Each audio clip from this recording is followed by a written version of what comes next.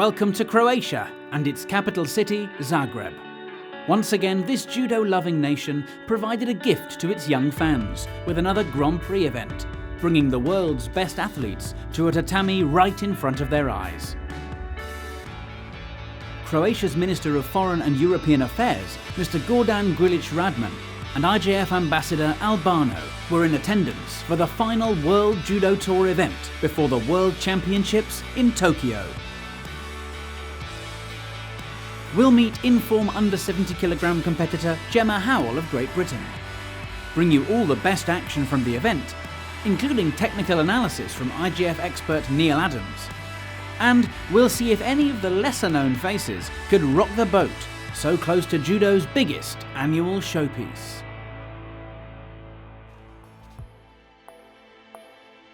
We start at under 66 kilograms, where Denis Vieru of Moldova has climbed to world number 6 this year, thanks to wins in Paris, Antalya and Baku.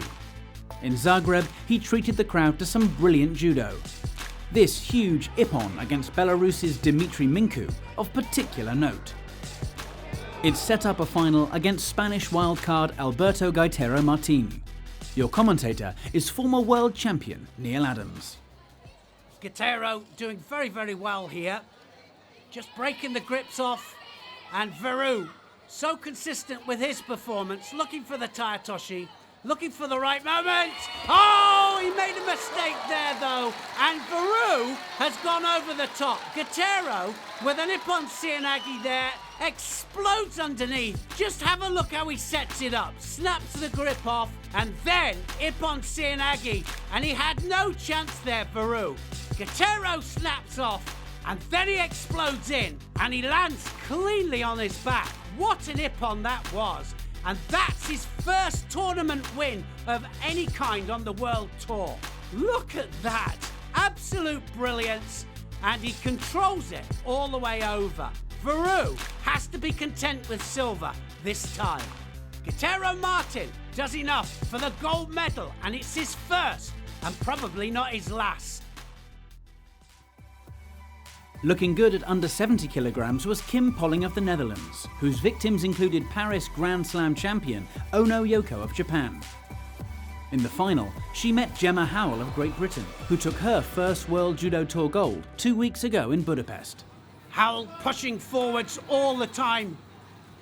And she can't take her eyes off the game here because Polling can pull a technique out of anywhere. This is the dangerous part.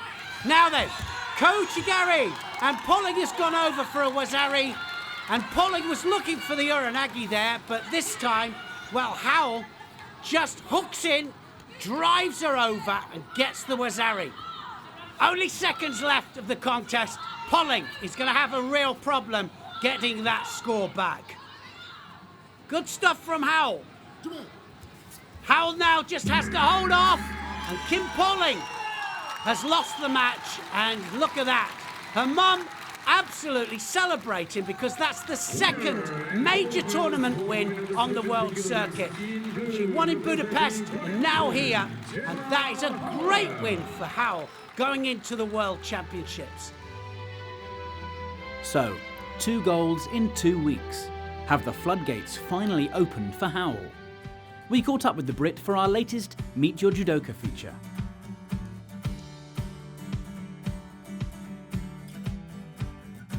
I was 8 years old when I started judo, and my dad worked at a school close to Wolverhampton Judo Club where there was lots of successful players like Craig Fallon. So he took me along, and I haven't looked back since. Favourite throw is Sodi Tosori Komigoshi because it's a great feeling when you throw for ippon with it. Favourite niwaza is Sangaku because I've had a lot of success with it during my career, and I've got like a few different variations, and I've been doing it for about 20 years, which makes me seem very old. Favourite movie is definitely White Chicks, just the greatest movie of all time. Favourite artist is Pink, but favourite song is 1,000 Miles by Vanessa Carlton because it's on my favourite movie of all time. Favourite foods, probably any burger from TGI Fridays, along with an Oreo cookie milkshake, just because it's the greatest food place on earth. After judo, I want to be a maths teacher, which sounds very nerdy. Favourite memory from IJF World Tour is probably Budapest Grand Prix 2019, where I got a gold medal. I think because I was just shocked. Like, you obviously enter a competition with the intentions to win it, but I guess I never saw myself on the top of the podium, so I was extremely happy. My hidden talent is probably not a talent at all because I'm rubbish at it, but it's training my fat dog Roxy, either agility or trick training. She loves getting the treats and I love it when a trick eventually works. Favourite player to watch has got to be Clarice, just because all of her fights are so exciting, and obviously every British judo person, I always want to watch them. My hero is Dame Kelly Holmes, double Olympic gold medalist in British athletics. I read her autobiography and she's had a lot of injuries during her career and obviously still managed to achieve her dream, so it gives me hope that anything is possible. My advice to a young judoka is definitely enjoy it, because if you're not enjoying it, when it gets tough, you're not going to want to keep going. So just make sure you're with people that you love, you're trusting your support team, and just having fun every day. Judo is an amazing sport because I've made lifelong friends and it's made me travel to places that I never would have gone if it wasn't for judo. So it's basically just been my life for the past 21 years, which is a long time. Yeah, I just love it. At under 100 kilograms, Canada's Shadi Elnahas is fast becoming a fan favourite. But despite his powerful judo, he is still yet to take his first gold medal on the World Judo Tour. Alexandre Edir of France would be his opponent in the final, after showing what he can do with two big Seoinage ippons en route to the gold medal matchup. Could Elnahas finally top the podium? His matchup with Edir would be decided in golden score. What a great match this has been. 17 seconds into golden score, Elnahas knows he has to attack. He's been so close to gold before. And now, wow, what's going to happen? Is that a score? No, not quite. But he's on the arm. He gets the Jujigatami and he wins his first gold on the World Tour. And look at him there. The expression on his face says it all. Well, it was a poor attack from Edir. Edir tries the Seoinage, but he gets taken back. It wasn't a score, but Elnahas was straight onto the arm. He hooks into the arm, first of all, and then he controls the shoulders. He has the head and shoulders under control, and he applies the arm lock towards the head. That was brilliantly taken from the young Canadian. 21 years of age, and that was absolute brilliance. It's all about transition, and the transition here was superb. Look how Edir tries to get up first of all, but he can't, and he's already submitting there, and Elnahas wins his first of what I think is going to be many of World Tour golds. And I think that that is just perfectly timed coming up to the World Championships. Elnahas has got to be in there with a shout. The final of the under 90 kilogram division saw Georgian powerhouse Beka Gviniashvili squaring off against 18-year-old Japanese judoka Murao Sanshiro, whose mature judo continues to impress. How would Gviniashvili deal with him, as IJF President Mr. Marius Visa and Albano looked on? What a tough match this is. Gviniashvili here looking so concentrated, and Murao, well, he's got a Shido on the board. He's come back from behind before. Now what's going to happen? Uranagi's going to happen, and that is a really important win for Gviniashvili. Gviniashvili looked so determined. He really did. Waited for the right moment, and look how he sunk his hips in there And morale of Japan went right the way over the top there, cleanly on his back. What an ippon that was. Gviniashvili, well, he's been off the boil just that little bit, hasn't he? And this is his way back. And he looked so determined, he really did. What a way to make his return. And the World Championships just round the corner. And President Visa was on the podium, awarding the spectacular Gviniashvili with his gold medal. He was joined by bronze medalist Noel van te Ende of the Netherlands, who produced a brilliant shoulder throw to earn his medal. But there was no doubting the champion. Can Gviniashvili realise his potential in Tokyo?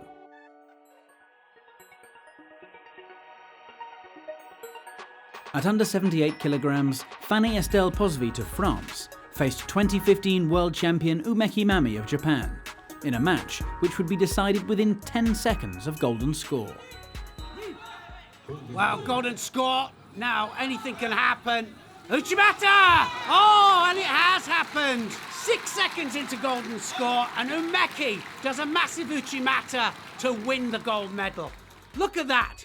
The leg was in, and she just takes it up and over, and Pozvit could do nothing about it.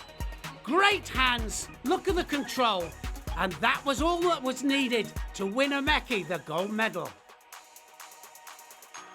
But the match the crowd were really pumped for was one of the bronze medal contests, which saw home fighter Karla Prodan taking on Poland's Bita Pakut.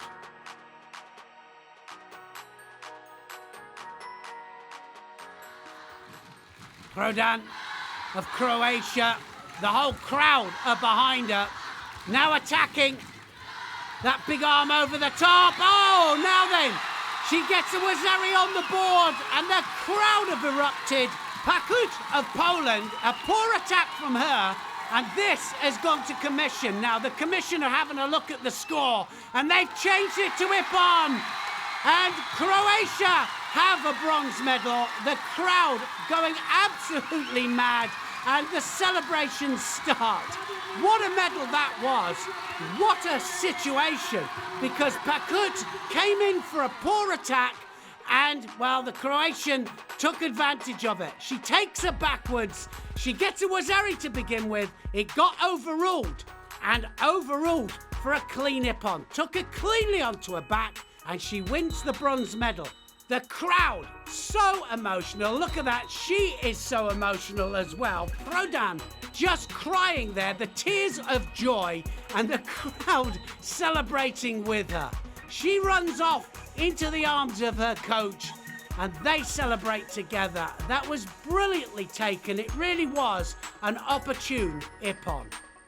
Prodan was awarded her medal by Mr. Tomislav Kuljak, personal representative of the Speaker of the Croatian Parliament and honorary president of the Croatian Judo Federation.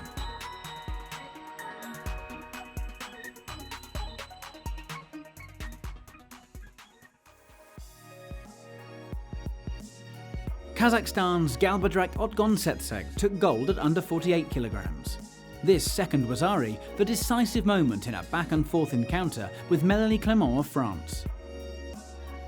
The fireworks came in one of the bronze medal matches, however. This pouncing Ouchigari earning Turkish judoka Gulgadur Senturk an important World Judo Tour medal. Sonoda Natsumi was on point at under 52 kilograms, scoring a Wazari against Park Da-sol of Korea to earn a gold medal for Japan. Taking gold at under 57 kilograms was Jessica Klimkate of Canada, who once again devastated her opposition with the speed and precision of her dropping attacks.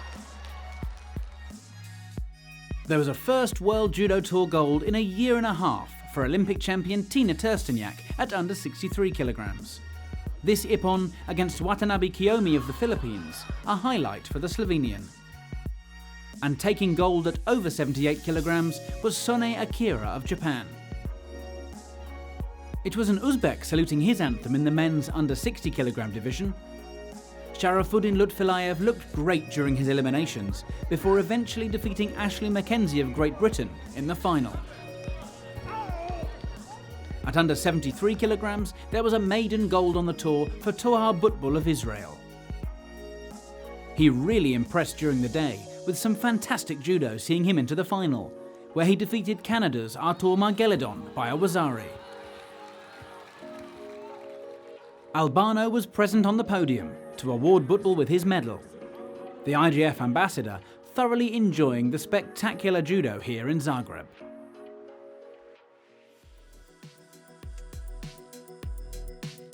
Our number 3 Ippon is a moment of magic on the ground from Chelsea Giles of Great Britain. In her bronze medal contest at under 52 kilograms, she executed a Housinger roll to secure a pin.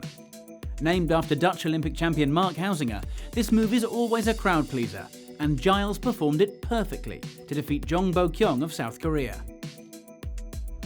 A 4th World Judo Tour medal, taken in style by the Brit. Ippon number 2 came as Mongolia's Ariunbold Engtavian faced Timur Nozadze of Georgia for under 60 kilogram bronze. Engtavian, a wazari up, but he can't rest on his laurels. He has to still attack. Can't defend now. Has the sleeve there. Oh, what a Kosoto! And he gets the Ippon this time. And that was brilliant. Great change of direction. I said he had to attack. And he did. He did just that. Koso to Gak. And look at the turn and the rotation and the control with the hands. And he takes him over to win the bronze medal for Mongolia. Former world champion Marinda Verkerk of the Netherlands took on European champion Klara Apotekar of Slovenia in the match which produced our top Ippon. Anybody's match, this. They've both got 2 Shidos. They know they've got to attack. Apotekar! Oh, she made a mistake! Oh, she just flicked then. She was thinking about coming in for an attack, and she made a mistake. Verkerk took advantage and said, well, what do you think about that then? And Apotekar didn't come in strongly at all, and she made a mistake. But it was a mixture between Taniotosh and Kosoto that took her cleanly onto her back. Verkerk celebrates, and she needed that. She needed this bronze medal.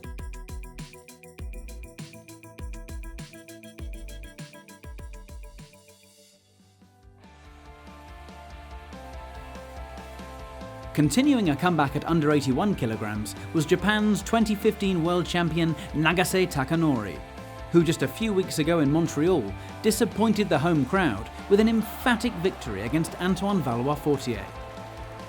Once again, Nagase was a man possessed here in Zagreb, making it through to the final, where the favourite to face him was world champion Saeed Maleh of Iran, who had looked typically explosive himself during the day.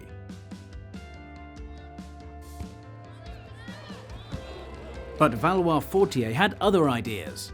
At the semi-final stage, the Canadian upset Maleh to take his place in the final and earn a rematch with Nagase. Could the Olympic bronze and world silver medalist exact revenge here in Zagreb? Well, this is a repeat of the final 3 weeks ago in Montreal. And Nagase, well, he coped with that sleeve grip then very well with a beautiful Uchimata. And again, Valois-Fortier just thinks he's got to control that sleeve. Now then, oh, he's gone over again, Valois-Fortier. Wow, he thought he'd stopped it, but it wasn't enough. Well, it was again off the arm. This time though, instead of just attacking with the sleeve being dominated, he takes the arm off and then he goes round the back. But this time, instead of going for the Uchimata, he does the Ashiguruma. It was superb stuff, and again, it was the strong arm of Valois-Fortier that was used against him in order to throw him. And that is what judo is all about. It really is. Nagase, he really had the measure of Valois-Fortier and that strong grip.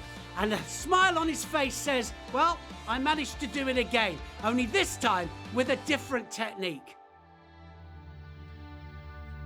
So once again, Nagase wins in spectacular fashion. we asked Neil to give us some tactical insight from the final in our dojo. Nagase against Valois Fortier. They fought twice within 3 weeks. The first one was in Montreal, and it was brilliant what happened. They were both on the sleeves, both trying to dominate the sleeves, and Nagase was having his sleeve dominated by Valois Fortier. All the time he's trying to snatch it away here. He has good control of his opponent's sleeve here. And what he does, talk about action-reaction here, pushes the sleeve down. As it comes back up here, he throws with a huge uchimata off the sleeve, doesn't let it go. It's absolute brilliance. 3 weeks later, they meet, and it's the same grip fight on the sleeve, only this time, Nagase manages to snatch this grip off, and Valois Fortier goes to the lapel. So this time, Nagase just clicks off the lapel hand of his opponent, and at the same time goes across and over his opponent's back. But he also just gives a little flick as if he's going to go for the uchimata, and he gets a massive reaction from Valois Fortier, who takes the hip and the leg forward here. And what he does is he does a huge ashiguruma on the outside of the leg. It was great action-reaction. It was pure brilliance, great kumakata, and it ended with another ippon. We finish at over 100 kilograms, where Olympic silver medalist Harasawa Hisayoshi of Japan was favourite for gold after an impressive run to the final. There, he faced the 19-year-old Georgian Gela Zalishvili. The junior world champion broke ground in senior judo with a win at the Baku Grand Slam earlier this year. And with judo like this, he could be a real threat. How would he handle an opponent of Harasawa's caliber in the final? Zalishvili doing so well against Harasawa, he really is. Any score now will win it. Who's it going to be? Harasawa just keeps plugging away, and there, Kouchi! Now then, well, for me, he went onto his elbow there. Wazari's been given. That's going to go to the Judges' Commission, I think. They'll have a look at it carefully. Look at the landing from the Kouchi. If he gets this, it's going to be all over. But for me, he landed on the elbow. Ah, it's overruled. No score. No score. And Zalishvili still has a chance. Now what's going to happen? Oh, he's on the belt. He's on the belt. He's got to attack. And it's Uranegi. And Harasawa goes over for the biggest ippon. And look at the joy on that face there. Zalishvili has scored ippon, and he kisses his flag, and he says, what do you think about that? 19 years of age, the junior world and European champion has beaten Harasawa. Harasawa, the Olympic silver medalist, goes over the top there, and that was a turn of events. First of all, almost gets scored on, then he goes straight into the attack there, and look at the commitment, and this young man here must have a chance. Is he going to go to the World Championships? Georgia have a possibility of putting 2 in at heavyweight. Will they go for it? It'll be interesting to see if they do. Absolute brilliance from this youngster, and he wins his 2nd World Tour gold, and I tell you, it's not going to be his last. He's only 19, and he's still developing. Wow, what a prospect. And look at that, great sportsmanship there from Harasawa.